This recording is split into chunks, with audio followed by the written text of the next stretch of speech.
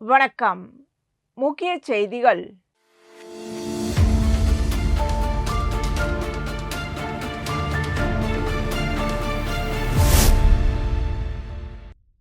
புதுச்சேரி அரசு செய்தி மற்றும் விளம்பரத்துறை சார்பில் பாவேந்தர் பார்த்திதாசன் 62ஆம் ஆண்டு நினைவு நாள் அனுசரிக்கப்பட்டது. இதனை முன்னிட்டு பாரதி பூங்காவில் அமைந்துள்ள அவரது சிலைக்கு முதலமைச்சர் ரங்கசாமி, அமைச்சர் லட்சுமி நாராயணன், துணை சபாநாயகர் ராஜவேலு, அரசு கொறடா ஏ.கே.டி. ஆறுமுகம் மற்றும் கே.எஸ்.பி. ரமேஷ் கலந்து கொண்டு மாலை அணிவித்து மரியாதை செலுத்தினர். நிகழ்வில் பல்வேறு துறை அதிகாரிகள் மற்றும் பொதுமக்கள் கலந்து கொண்டு மாலை அணிவித்து மரியாதை செலுத்தினர்.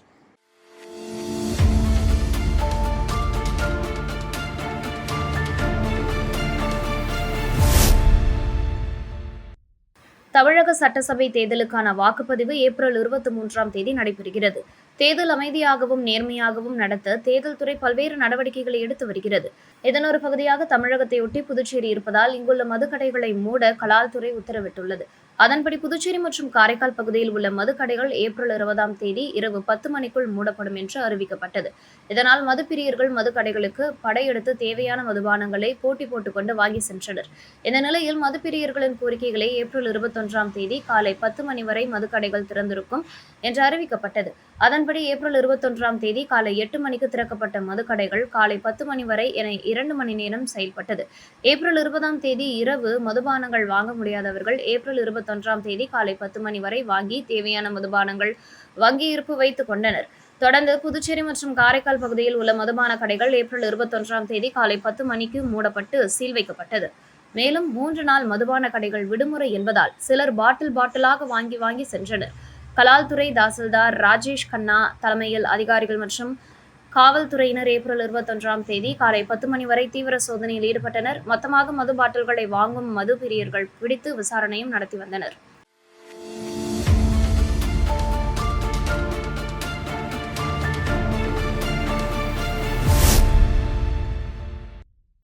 புதுச்சேரி மிஷன் வீதி பகுதியில் திருக்கைலாய பரம்பரை மயிலம் பொம்மபுர ஆதீனம் ஸ்ரீமத் சிவஞான பாலய சுவாமிகள் வீர சைவ திருமடம் புதுச்சேரி கிளை சார்பில் சித்திரை பெருவிழா நிகழ்வு நடைபெற்றது.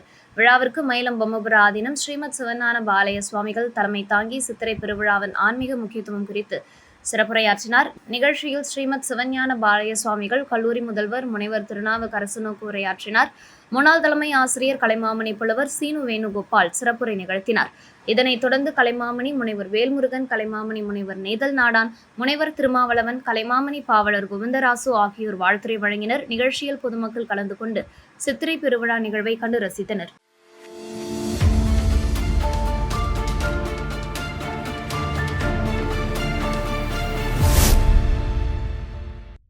சுற்றுலாவுக்கு அதிக முக்கியத்துவம் கொடுத்து புதுச்சேரி அரசு பல்வேறு திட்டங்களை நிறைவேற்றி வருகிறது. சுற்றுலா பயணிகளின் சிறந்த பொழுதுபோக்கு தலமாக கடற்கரை, அரவிந்தராசிரமம், மணக்குள விநாயகர் கோவில், நோனாங்குப்பம் படகு குழாம், பாண்டி மெரினா கடற்கரை, பாரதி பூங்கா, தாவரவியல் பூங்கா ஆகியவை திகழ்கின்றன.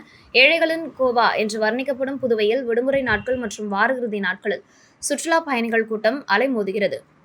இங்கு வருபவர்கள் கடற்கரைக்கு சென்று கால் நனைக்க மறப்பதில்லை.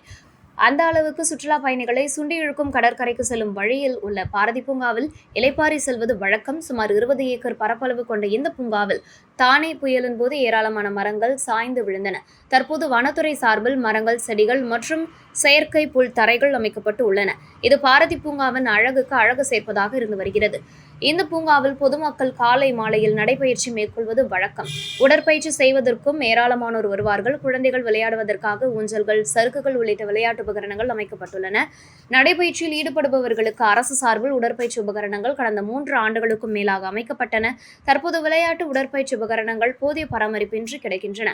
அதாவது குழந்தைகள் விளையாடுவதற்காக போட்டப்பட்டுள்ள சீஷா, சறுக்கு விளையாட்டு தளங்கள் சேதமடைந்துள்ளன.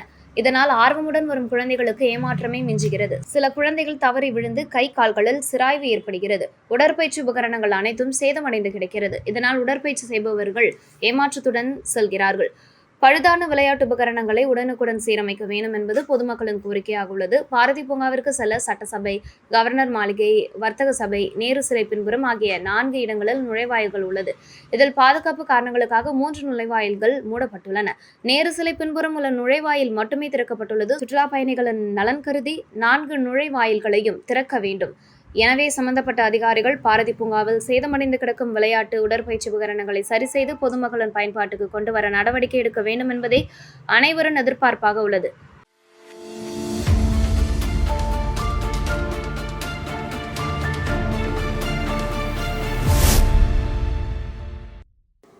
புதுச்சேரி ஜகத்குரு ஆதி சங்கரர் ஜெயந்தி மற்றும் ஸ்ரீ ராமானுஜ ஜெயந்தி முன்னிட்டு பாரதிய ஜனதா கட்சி புதுச்சேரி ஆலயம் மற்றும் ஆன்மீக பிரிவு சார்பில் பல்வேறு ஆன்மீக நிகழ்ச்சிகள் நடைபெற்றன. எல்லைப்பிள்ளை சாவடி பகுதியில் அமைந்துள்ள ஸ்ரீ ஸ்ருங்கேரி சாரதாம்பாள் ஆலயத்தில் மகாயாகம் நடத்தப்பட்டதுடன் ஆதிசங்கரர் ஜெயந்தி தமிழ் நாட்காட்டி வெளியீட்டு விழாவும் நடைபெற்றது. இந்த நிகழ்ச்சிக்கு புதுச்சேரி பாஜக மாநில தலைவர் VP ராமலிங்கம் தலைமையேற்று ஆலயம் மற்றும் ஆன்மீக பிரிவு தலைவர் டாக்டர் சாய் சுதாகர் முன்னிலை வகித்தார். பாஜக பொறுப்பாளர் நிர்மல்குமார் சுரானா உடல் நலம் பெறவும் NDA கூட்டணி வேட்பாளர்கள் வெற்றி பெறவும் சிறப்பு பிரார்த்தனைகள் நடைபெற்றன. இதனைத் தொடர்ந்து ஜெயராம் திருமண மண்டபத்தில் தர்ம சம்ரக்ஷண சமிதி மற்றும் பாஜக ஆன்மீக பிரிவு சார்பில் 1500க்கும் மேற்பட்டோர் கலந்து கொண்டு லலிதா சஹஸ்ரநாமம் மற்றும் விஷ்ணு சஹஸ்ரநாமம் பாராயணம் செய்தனர். பின்னர் பக்தர்களுக்கு பிரசாதம் மற்றும் அன்னதானம் வழங்கப்பட்டது. நிகழ்ச்சிக்கான ஏற்பாடுகளை ஆலயம் மற்றும் ஆன்மீக பிரிவு மாநில அமைப்பாளர் டாக்டர் சாய் சுதாகர், மாநில இணையமைப்பாளர் சரவணன், குருக்கள், அனைத்து ஆலய அர்ச்சகர்கள் சங்கம், புதுச்சேரி புரோகிதர் மற்றும் பிராமண நல சங்கம், ஸ்ரீ ருத்ர பாத சேவா அறக்கட்டளை உள்ளிட்ட அமைப்புகள் இணைந்து செய்திருந்தனர்.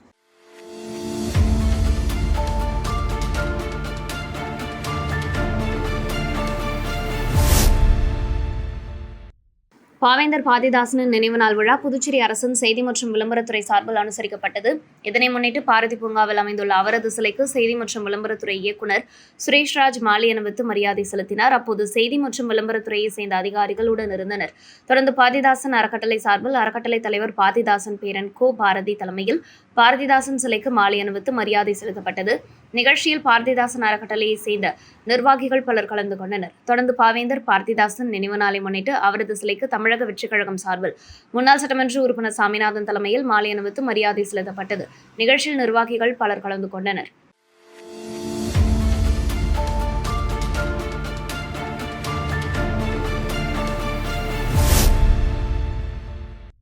புதுச்சேரி ஒதியம்பட்டு பகுதியில் அமைந்துள்ள ஓம் ஸ்ரீ சர்க்குரு மகான் வண்ணார பிரதேஸ்வரர் சுவாமிகள் ஜீவ சமாதி சித்தர் பீடம் வளாகத்தில் 234ஆம் ஆண்டு மகா குரு பூஜை விழா நடைபெற்றது. விழாவையொட்டி முன்னதாக பால்குடம் எடுத்தல் நிகழ்ச்சி நடைபெற்றது. தொடர்ந்து குரு பூஜை வழிபாடுகள் நடைபெற்ற நிலையில் பெண்கள் கலந்து கொண்டு திருவிளக்கு பூஜை நடைபெற்றது. பெண்கள் கலந்து கொண்டு விளக்கேற்றி மந்திரங்கள் முழங்க உலக நன்மை, அமைதி மற்றும் குடும்ப நலன் வேண்டி சிறப்பு பூஜைகள் நடத்தினர். பக்தர்கள் திருவிளக்கு ஏற்றி அம்மனுக்கு அர்ச்சனை மற்றும் தீபாராதனை செய்தனர். பூஜை நிறைவாக பக்தர்களுக்கு பிரசாதம் வழங்கப்பட்டது. இந்த நிகழ்வில் மோகித் கன்ஸ்ட்ரக்ஷன் நிறுவன உரிமையாளர் ரவிக்குமார், இந்திரா நகர் தொகுதி பிரமுகர் முருகன் உள்ளிட்டோர் கலந்து கொண்டு சுவாமி தரிசனம் செய்தனர். அவர்களுக்கு ஆலயத்தில் பரிவட்டம் கட்டி முதல் மரியாதை செய்யப்பட்டது. மேலும் திருவிளக்கு பூஜையில் கலந்து கொண்ட பக்தர்கள் அனைவருக்கும் அன்னதானம் வழங்கப்பட்டது. நிகழ்ச்சிக்கான ஏற்பாடுகளை ஆலய நிர்வாக அதிகாரி பர்குணம், தலைமை அர்ச்சகர் முத்து மற்றும் முதியம்பட்டு ஊர் பொதுமக்கள் செய்து வருகின்றனர்.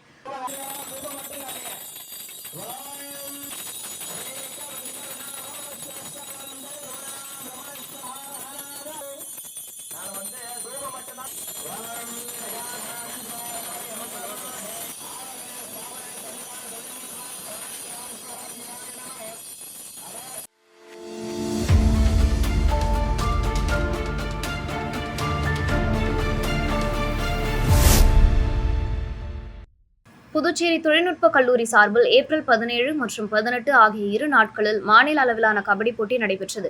இந்த போட்டியில் புதுச்சேரி மாநிலம் முழுவதும் இருந்து 20க்கும் மேற்பட்ட கபடி வீரர்கள் கலந்து கொண்டனர். போட்டியின் இறுதியில் புதுச்சேரி அருகில் உள்ள களித்தீத்தல் குப்பம் பகுதியில் செயல்படும் பெருந்தலைவர் காமராஜர் கலை கல்லூரி மாணவர்கள் சிறப்பாக விளையாடி முதல் பரிசை பெற்றனர். வெற்றி பெற்ற மாணவர்களை பாராட்டும் நிகழ்ச்சி கல்லூரி வளாகத்தில் நடைபெற்றது. இதில் கல்லூரி முதல்வர் லெப்டினன்ட் கதிர்வேல் கலந்து கொண்டு கபடி வீரர்களுக்கு வாழ்த்துக்களை தெரிவித்தார். இந்த நிகழ்ச்சியில் பேராசிரியர்கள் சிவகுமார், ராஜ்மோகன், தங்கப்பன், செந்தமிழர், ராஜா, வைத்திலிங்கம் உள்ளிட்டோர் கலந்து கொண்டனர். நிகழ்ச்சிக்கான ஏற்பாடுகளை உடற்கல்வி இயக்குநர் அன்பழகன் மேற்கொண்டிருந்தார். கபடி போட்டியில் வெற்றி பெற்ற மாணவர்களுக்கு பேராசிரியர்கள் மற்றும் மாணவர்கள் பலரும் பாராட்டு தெரிவித்தனர்.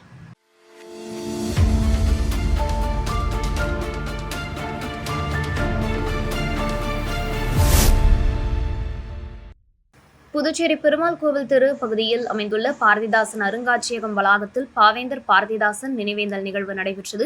நிகழ்ச்சிக்கு தலைமை தாங்கிய கலைமாமணி பாரதி பாவேந்தரின் உருவப்படத்திற்கு மலரஞ்சலி செலுத்தி மரியாதை செலுத்தினார்.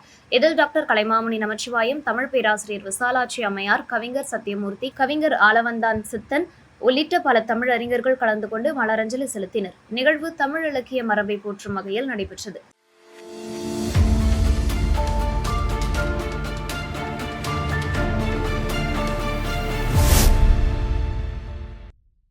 திண்டிவனம் தீவனூர் கிராமத்தில் அமைந்துள்ள ஸ்ரீ சுயம்பு பொய்யாமொழி விநாயகர் ஆலயம் பிரம்மோற்சவ விழா கொடியேற்றத்துடன் தொடங்கியது.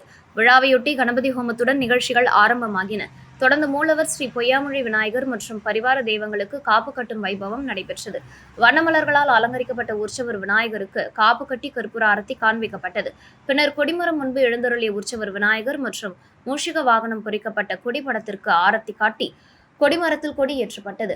தொடர்ந்து கொடிமரத்திற்கு பால், தயிர், சந்தனம், இளநீர், பஞ்சாமிர்தம் உள்ளிட்ட பொருட்களால் அபிஷேகம் செய்யப்பட்டு பஞ்சமுக தீபாராதனை நடத்தப்பட்டது. இதனைத் தொடர்ந்து உற்சவர் விநாயகருக்கு மகா தீபாராதனை, நட்சத்திர தீபம், கும்ப தீபம், சோடசோபச்சாரம் ஆகியவை நடைபெற்றன. இந்த நிகழ்வில் பக்தர்கள் கலந்து கொண்டு வழிபாடு செய்தனர். பிரம்மோற்சவ விழாவின் முக்கிய நிகழ்ச்சி வரும் ஏப்ரல் 29, 2026 புதன்கிழமை காலை 9:30 மணிக்கு நடைபெற உள்ளது.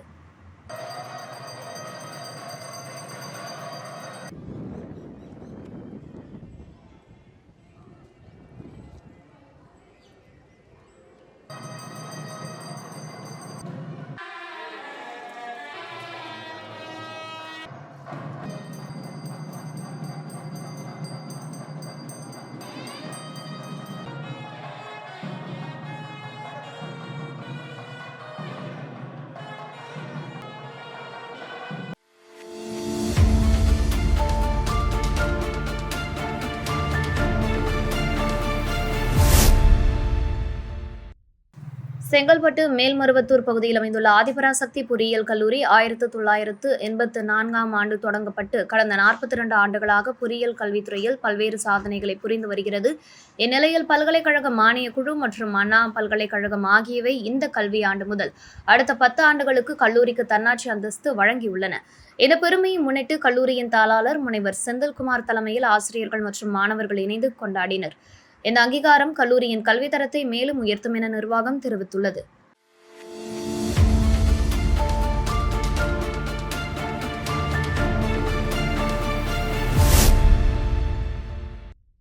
புதுச்சேரி கலித்தித்தால்குப்பம் பகுதியில் அமைந்துள்ள பெருந்தலைவர் காமராஜர் கலை கல்லூரியில் 4ஆம் ஆண்டு மாணவர்களுக்கான வேலைவாய்ப்பு வழிகாட்டி நிகழ்ச்சி நடைபெற்றது.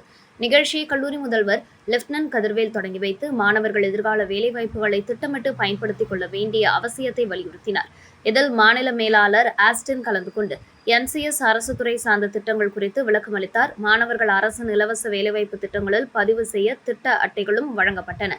மேலும் சுற்றுலாத்துறை மாணவர்களுக்கு இந்திய அளவில் உள்ள வேலைவாய்ப்புகள், நிறுவனங்களின் தேவைகள் உள்ளிட்ட பல்வேறு தகவல்கள் பகிரப்பட்டன. தனியார் துறைகளில் Tata consultancy service, Infosys, HCL மற்றும் ரயில்வே துறையில் உள்ள வேலைவாய்ப்புகள் குறித்தும் மாணவர்களுக்கு வழிகாட்டப்பட்டது. நிகழ்ச்சியில் ஈரம் ஃபவுண்டேஷன் திட்ட அதிகாரி அமர்நாத் கலந்து கொண்டு புதுச்சேரி மாநிலத்தில் உள்ள வேலைவாய்ப்புகளை எடுத்துரைத்தார். இந்த நிகழ்ச்சிக்கான ஏற்பாடுகளை சுற்றுலாத்துறை பேராசிரியர் முனைவர் தங்கப்பன் செய்திருந்தார். மேலும் பேராசிரியர்கள் சிவகுமார், ராஜ்மோகன், தங்கப்பன், செந்தமிழ் ராஜா, வைத்திலிங்கம் உள்ளிட்டோர் கலந்து கொண்டனர். நிகழ்ச்சியில் 4ஆம் ஆண்டு மாணவர்கள் ஆர்வமுடன் கலந்து கொண்டு பல்வேறு வேலைவாய்ப்பு தொடர்பான தகவல்களை கேட்டறிந்தனர்.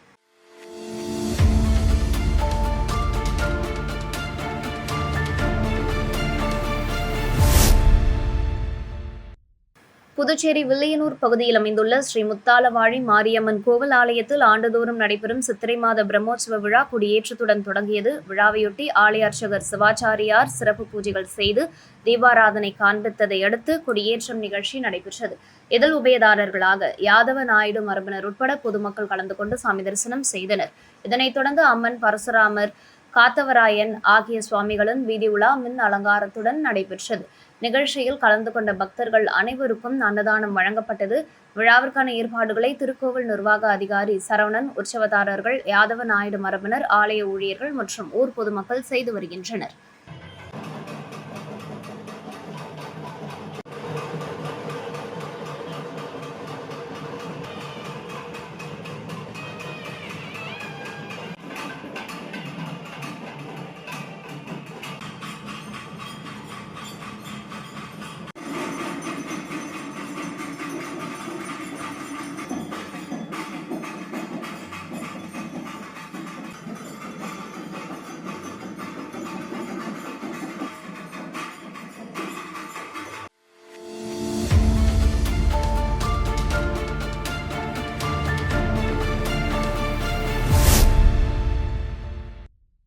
காரைக்கால் கடைத்தெருவில் அமைந்துள்ள மாரியம்மன் கோவில் 46ஆம் ஆண்டு தமிழ் புத்தாண்டு திருவிழா சிறப்பாக நடைபெற்றது. விழாவையொட்டி நடைபெற்ற பால்குடம் மற்றும் அன்னதான நிகழ்ச்சியில் சட்டமன்ற உறுப்பினர் நாஜிம் கலந்து கொண்டு பக்தர்களுக்கு அன்னதானம் வழங்கினார். இந்த நிகழ்ச்சியில் பக்தர்கள் கலந்து கொண்டு சாமி தரிசனம் செய்தனர். தமிழ் புத்தாண்டை முன்னிட்டு நடைபெற்ற இந்த விழா பக்தி மற்றும் ஒற்றுமையை வெளிப்படுத்தும் வகையில் அமைந்தது. விழாவிற்கான ஏற்பாடுகளை தமிழ் புத்தாண்டு விழா குழுவினர் மேற்கொண்டிருந்தனர்.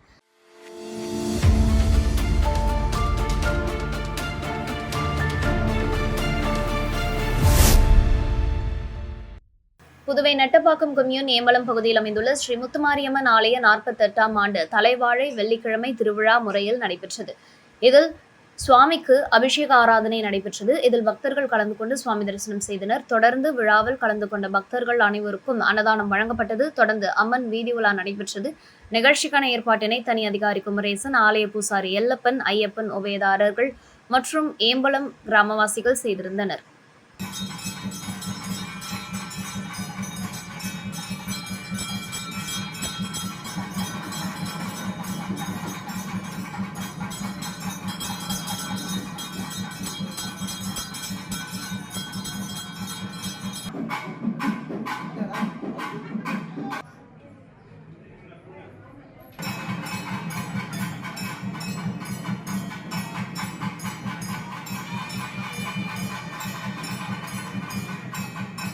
இத்துடன் செய்திகள் நிறைவடைகின்றன.